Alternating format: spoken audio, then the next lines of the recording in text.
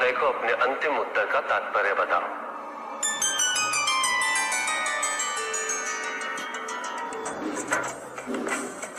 तात्पर्य यह है पंडित जी,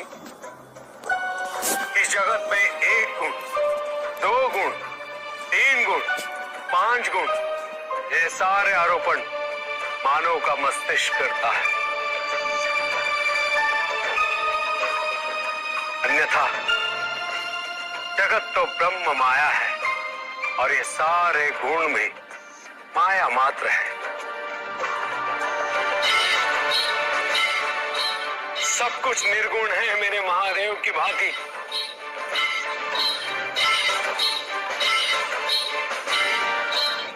और गुण तो मात्र लीला का नाम है।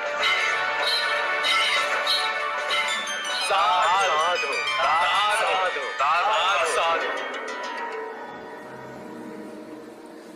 किंतु प्रभु, ऐसा कोई ज्ञान तो इस संसार में है ही नहीं। वेद तो ईश्वर की आराधना, व्रत, तप, ज्ञान आदि क्रियाओं से करना सिखाता है। तो फिर निर्गुण वाली बात सत्य कैसे हो सकती है? वेद में ही सारा ज्ञान है पंडित महोदय। वेद का सही अर्थघटन करना इस समय संभव नहीं।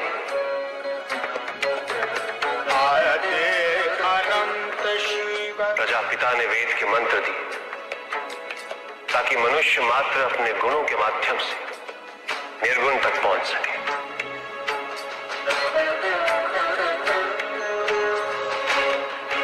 किंतु आप सब गुणों की मीमांसा में ही रुक गए। प्रश्न भी आपका और उत्तर भी आप ही का। व्रत, तप, दान, यज्ञ इत्यादि से ही संसार का निर्वाह होता है। किंतु उसी वेद में ईश्वर प्राप्ति के लिए निर्गुण बनने का मार्ग छिपा हुआ है। उस ज्ञान को आप देख नहीं पाते पंडित महोदय।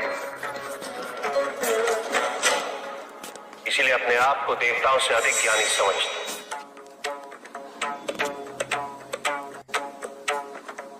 पंडित महोदय, ज्ञान का भ्रम अज्ञानता का प्रथम लक्षण है।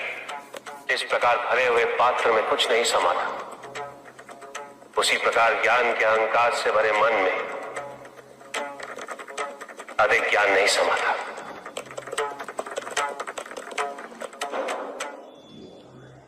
पूछ सकता हूं?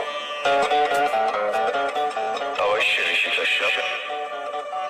जहां प्रश्न नहीं वहां जिज्ञासा नहीं, और जहां जिज्ञासा नहीं होती वहां ज्ञान की वृद्धि नहीं हो सकती। निसंकोच होकर पूछिए। प्रभु, आप तो कालोपरी हैं, सर्वज्ञ हैं, त्रिकालदर्शी हैं। चारों ओर ये जो अज्ञान का अंधकार फैल रहा है, उसमें ज्ञान का मूल अर्थ कहीं ना कहीं खोता जा रहा है। मेरा आपसे विनम्र निवेदन है प्रभु, किसी अन्य विषय पर चर्चा आरंभ करने से पूर्व हमारे और इस समस्त संसार के कल्याण और मार्गदर्शन हेतु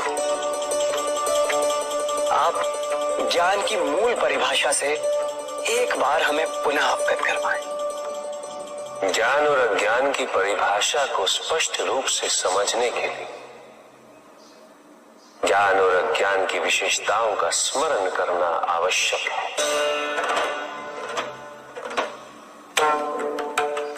जिसके कारण स्वार्थ, विनाश, क्रूरता, अशांति और भय में वृद्धि हो, वह ज्ञान है। किंतु जो व्यक्ति को उदार, निर्भीक, सहनशील और विनम्र बनाए, वही ज्ञान है। अज्ञान की शक्तियां दुरुपयोग करने हेतु प्रेरित करती हैं,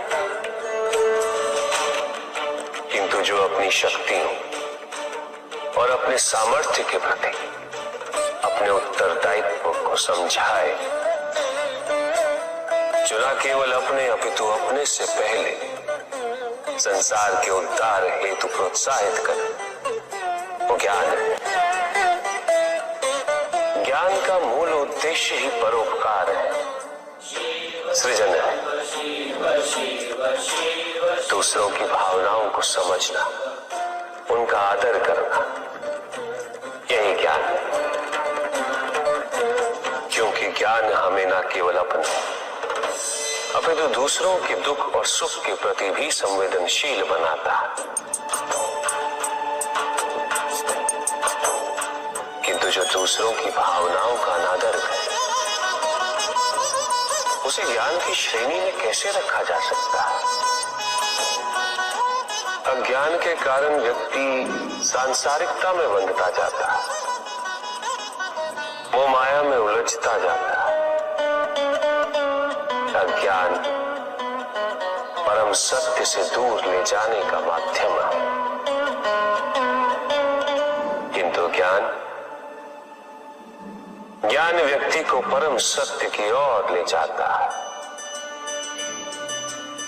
ज्ञान मुक्तिदायक है, मोक्ष का मार्ग है,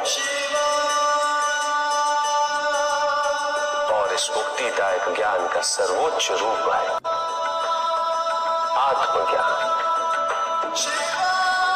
और यही ज्ञान की पूर्णता भी है।